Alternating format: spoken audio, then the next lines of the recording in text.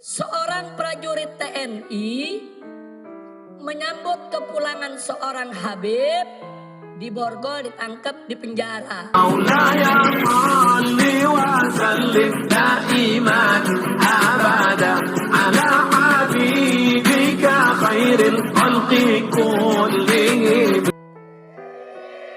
Yang menarik, cukong Cina lagi. Cukong Cina, saudara, digotong-gotong, dibopong-bopong sama prajurit-prajurit Brimob. Digotong-gotong. Ini Cina pakai nama Datuk Tahir. Jadi orang kalau dengar namanya kan nggak tahu dia Cina. Datuk Tahir dari Mayapada, saudara. Ini cukong Cina digotong-gotong, dibombong-bombong rame-rame oleh para prajurit Brimob. Nggak ada masalah, saudara. Lalu kenapa ada prajurit TNI sekedar mengucapkan selamat datang? Kenapa Habib Rizik dan kawan-kawan masih buka pintu dialog, masih buka pintu rekonsiliasi, masih buka pintu perdamaian? Kata mereka, revolusi itu tidak kenal kata damai, revolusi itu tidak kenal kata rekonsiliasi. Saya mau jawab, revolusi yang tidak kenal kata damai itu bukan revolusi akhlak namanya, saudara. Revolusi yang tidak kenal kata rekonsiliasi itu, saudara, namanya bukan revolusi akhlak. Revolusi yang tidak membuka pintu dialog itu juga namanya bukan revolusi akhlak. Nah, jadi saudara, kalau mereka mau bicara revolusi berdasarkan ajaran Nabi, ajaran Islam, Al-Quran dan As-Sunnah, nggak boleh. Jadi kita menutup pintu dialog, menutup pintu perdamaian, menutup pintu rekonsiliasi. Kira-kira jelas tidak? Ada lagi mereka bilang, kalau Habib Rizik buka pintu dialog, buka pintu rekonsiliasi, buka pintu perdamaian, berarti Habib Rizik sudah mulai lembek. Unyil. Gue bukan kue apem lembek. Kira-kira jelas tidak?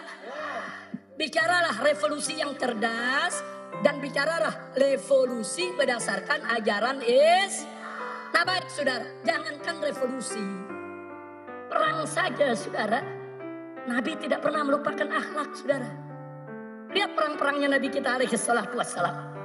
Nabi alaihi salatu wassalam mengajarkan para sahabatnya, manakala dua pasukan sudah bertemu di medan tempur antara pasukan Islam dengan pasukan kafir, maka panglima pasukan Islam wajib terlebih dahulu menawarkan Islam kepada para musuh, saudara.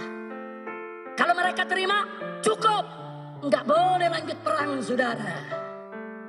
Jadi Nabi di setiap medan tempur menawarkan dulu, kenapa kita mesti perang? Kenapa kita tidak sama-sama beriman kepada Allah? Kenapa kita tidak menjaga perdamaian?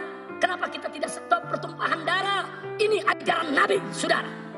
Di medan perang saja, dua pasukan sudah bertemu, berhadapan, menghunus pedang. Nabi tetap membuka pintu dialog. Nabi tetap membuka pintu perdamaian. Informasi dari mana? Informasi keterangannya resmi atau dari buzzer? Saya bertanya dulu sebelum Anda melakukan tuduhan kepada Habib Rizik. Kami akan menyelidiki lebih dulu, kami akan mempelajari lebih dulu. Ya, ada ratusan juta orang, ada puluhan juta orang yang melakukan hal yang sama. Dan ini adalah sebuah penyudutan yang kami rasakan kepada pimpinan organisasi kami, yaitu Bapak Habib Rizik yang mulia. Dan ini kami rasakan, dari awal kami rasakan. Ya, bahkan judul yang dilakukan ini juga sedikit menyudutkan soal kabur. Nah, itu juga akan kami persoalkan kata-kata kabur. Apakah bisa orang kabur dari rumah sakit dengan sedemikian pengetatan? Apakah ini diizinkan atau tidak dengan rumah sakit? Nah, ini menjadi hal yang harus kita duduk bersama dengan kepala dingin. Ada apa sebenarnya? Apa yang terjadi? Kenapa penyudutan ini terus nggak akan pernah berhenti? Sampai kapan?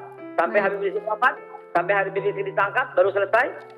Bahwa Presiden Indonesia Bapak Jokowi juga mengatakan itu hak prerogatif orang dong, itu hak pribadi dong. Bagaimana? Sebab kita udah tahu gitu loh, serangan-serangan opini yang luar biasa, ya. Kalau diumumkan negatif, bohong. Kalau diumumkan positif, syukurin. Apa ini begitu loh? Sampai kapan kegaduhan ini berhenti?